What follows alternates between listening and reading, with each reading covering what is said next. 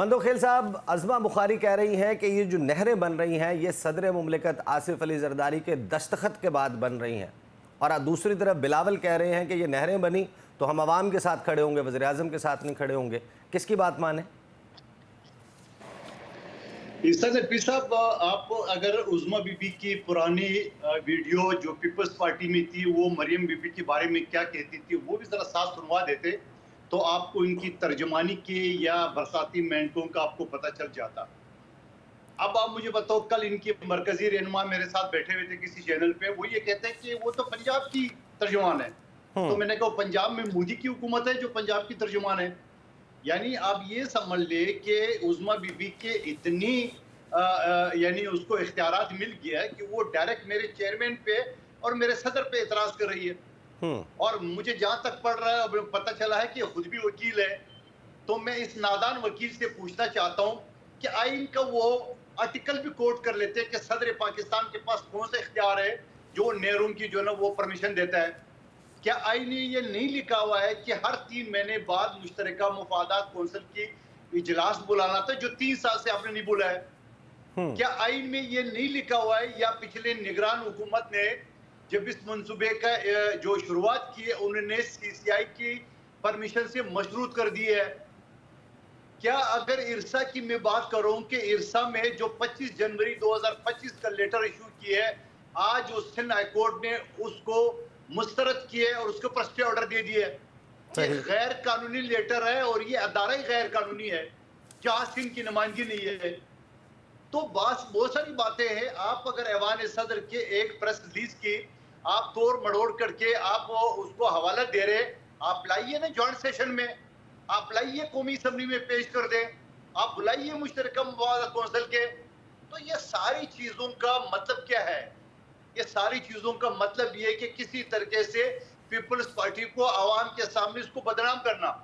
सही। याद रखे उस्मा बीबी, सिंध के आवाम जो ना अपने सर कलम कर देंगे, आपको ये नहरें नहीं निकालने देंगे। याद रखने मेरे अल्फाज। आपने क्या समझ दिए? आपके डिक्टेटर जो आपके बानियान में से थे, डिक्टेटर जिन्होंने कालाबाग डैम का ड्रामा मचाया, छोटे सूबे तीनों इकट्ठे हो गए, क्या उस्मा बाप ने बना लिया वो कालाबाग डैम? आपने अगर पंजाब की हम बात कर रहे हैं तो आपकी जो आपने प्लांटेड लोग मीडिया पे लाया है, जिसको 2% पे खरीद करके आपने एक्सपर्ट का नाम दिया है, आप उनसे ये पूछो। कोई कहता है कि बारिश के सीजन में, तो मैं इन जायलों से पूछना चाह रहा हूं, बारिश के सीजन तो 2.5-3 महीने है, 9 महीने पानी कहां से आएगा? नंबर 1 बात। कुछ जायल ये फरमाते हैं कि हम वहीं से पानी निकालेंगे बोरिंग से। तो अगर बोरिंग से निकालना था तो ये कैनाल का ड्रामा क्यों मचा है? कुछ जायल ये कहते हैं कि पंजाब का पानी। तो मैं उन जायलों से भी पूछना चाह रहा हूं कि जो इरसा की अगर उस वक्त पीपल्स पार्टी की हुकूमत दी थी, उस वक्त भी जो उनका अदाद शुमार था वो चारों सूबों में उसका बाकायदा तकसीम मौजूद है। अगर वो पानी कम आ रहा है, सिंध को पहले से 41% कम आ रहा है, तो आप अपने हिस्से में कहां से देंगे? फिर मैं दोबारा पूछना चाह रहा हूं उन एक्सपर्ट जायलों से कि आप मुझे बता दो, जो हमारे पंजाब के रहनुमाओं ने प्रेस कॉन्फ्रेंस की है कि पंजाब के कौन सी हिस्से का पानी काटेंगे, चोलिस्तान को देंगे? क्या वो लोग खड़े नहीं होंगे? क्या उनको पानी कहां से मिलेंगे? तो कहने का मकसद है कि इस तरह बानी बानी बजा के जाहिल लोगों को एक्सपर्ट के नाम पे देखिए, आप मीडिया में उनकी ट्रायल कराते हो, मीडिया में आवाम को बेवकूफ बनाते हो। आपको याद रखना चाहिए कालाबाग डैम भी एक ड्रामा था। सही, ठीक है मंदोखेल साहब, इस बात को हम मान लेते हैं कि सदर जरदारी का जो 7 जुलाई का प्रेस रिलीज़ है वो एग्जिस्ट नहीं करता, या वो मीटिंग दरअसल इस मकसद के लिए नहीं थी। अज़मा बुखारी साहिबा जो हैं, जो भी बोल रही हैं, वो गलत बयानी से काम ले रही हैं। ज़ाहिर है कि वो अपनी पार्टी का एजेंडा टो कर रही हैं। मुस्लिम लीग नून से आजकल ताल्लुक़ है तो उन्होंने उसी की बात करनी है। लेकिन आपके पास क्या ऑप्शन है? पाकिस्तान पीपल्स पार्टी क्या नहरों वाला मामला मशरूत कर सकती है बजट की हिमायत से? यह हुकूमत तो बिल्कुल भी आगे नहीं चल सकती। आप कह दें कि आप हम बजट को तब वोट देंगे, हम बजट तब पास होने देंगे जब आप नहरों वाले मामले पर हमारी नुक्ते को तस्लीम करेंगे। क्या आप इस हद तक जाएंगे? आप मुझे बात बताओ, मैं टेक्निकल बात आपसे शेयर कर रहा हूं, हमारे दूसरे दोस्त भी टेक्निकल ये जानते हैं। उस कैनाल के लिए 218 अरब रुपए रखे हैं। क्या इनके बजट में 218 अरब है या उन्हें रखें? अगर बजट में 218 अरब ही नहीं है تو بنائیں گے کس چیز سے؟ آج جو سندھ ہائی کورٹ بس ٹھیک ہے، آپ ٹیکنیکل سائٹ پہ چلے گئے، بجٹ والی سائٹ پہ، اس کا مطلب یہ ہے کہ آپ بھی حکومت کے ساتھ اس نہج پر ابھی کم از کم جانے کی سوچ نہیں رکھتے۔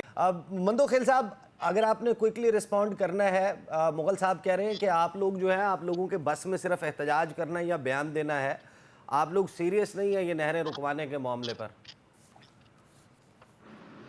میں مغل صاحب کی بات کے اوپر بعد میں بات آؤں گا، اعظم سواتی کے بیان سمیت۔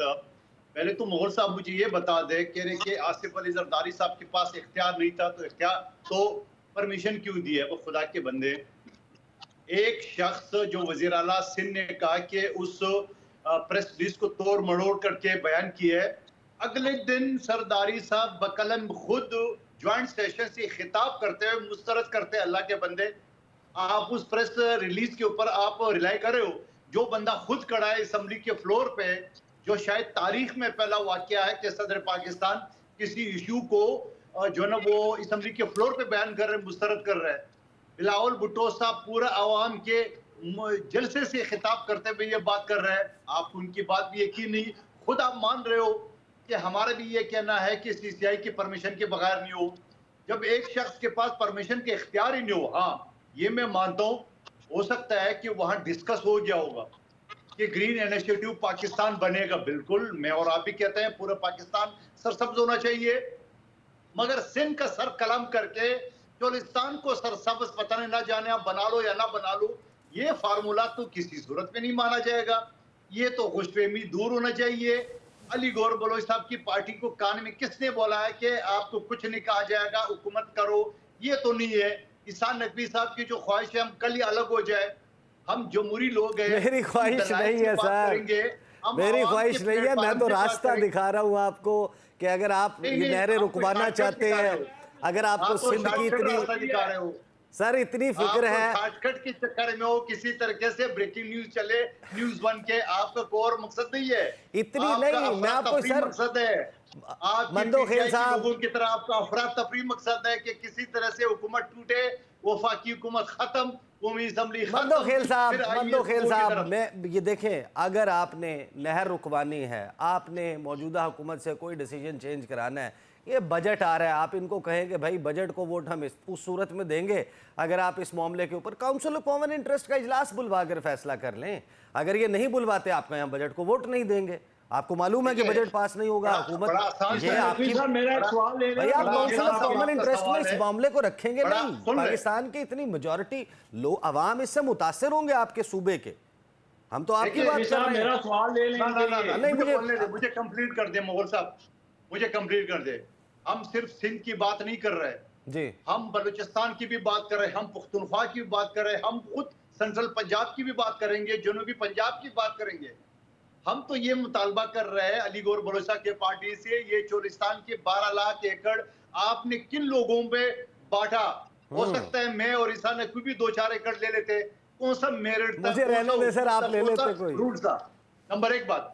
دوسری بات یہ کہ عامر مغل صاحب نے بڑی لمبی چوڑی جو ہے وہ تنبیہ باندھی ہے۔ کیا اعظم سواتی صاحب کے قرآن پہ حلف لینے کے جو سٹیٹمنٹ ہے وہ آپ کو یاد نہیں ہے؟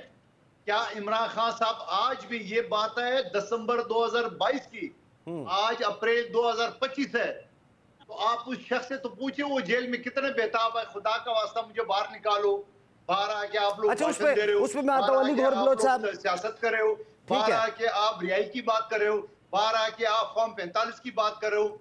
بلوچ صاحب میرا سوال تو لے لیں مندوخیل صاحب کے لیے۔ مندوخیل صاحب سے سوال میں ابھی جب آپ کے پاس آتا ہوں نا تو آپ بھرپور قسم کا سوال رکھ دیجئے گا۔ بلوچ صاحب مختصر سا سوال ہے، چھوٹا سا۔ اچھا آپ سوال رکھ دیں، وہ جواب پھر اس وقت تک تیار کر لیں گے، میں کہہ رہا تھا سرپرائز دے دوں ان کو۔ فوراً دینے کو تیار ہوں۔